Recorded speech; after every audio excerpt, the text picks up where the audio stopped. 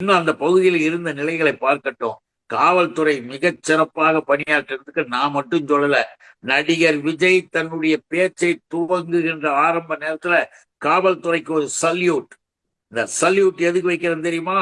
நான் இங்க வந்து சேர்வதற்கு காவல்துறை அவ்வளவு சிறப்பான ஏற்பாடுகளை ஒழுங்காக செய்து கொண்டிருக்கிறார்கள்.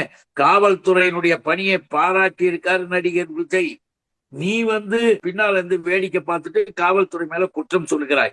நாம இப்பயும் சொல்றோம், காவல்துறை எல்லா விதத்திலையும் ஒழுங்காக இருந்ததனால் செயல்பட்டதன் காரணமாகத்தான் உடனடியாக நடவடிக்கை எடுத்த காரணத்தால 41 பேரோட நின்னுது.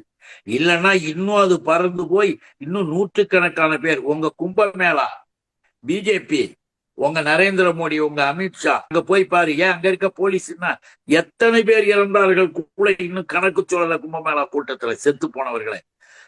இதே போல ஒவ்வொரு இதுவும் வட மாநிலத்திலே பல்வேறு இடங்களில் நூற்றுக்கணக்கான பேர் இறந்து போறாங்க.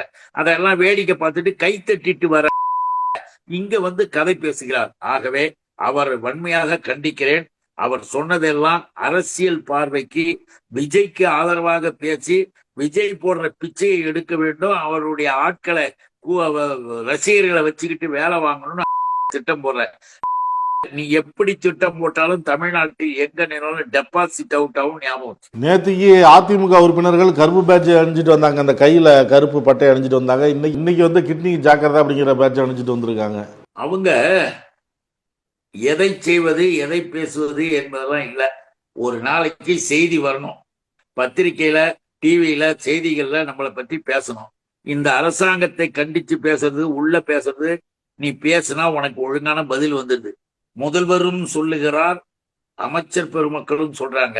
அதெல்லாம் கேட்டுக்கிட்டு வாங்கிக்கிட்டு நாம எதுக்கு இருக்கணும்? பேசாம இப்படி கட்டிக்கிட்டு உள்ள தலையாட்ட வேண்டியது, வெளியில வந்து பிரஸ் மீட் பண்ண வேண்டியது. நமக்கு தெரியும் சட்டமன்றம் எப்படி நடக்கும். வெளியில வந்து இவர்கள் அந்த பத்திரிகைக்காரர்கிட்ட பாத்தீங்களா நாங்க கையில இதை கட்டிட்டு போறது எதுக்கு தெரியுங்களா?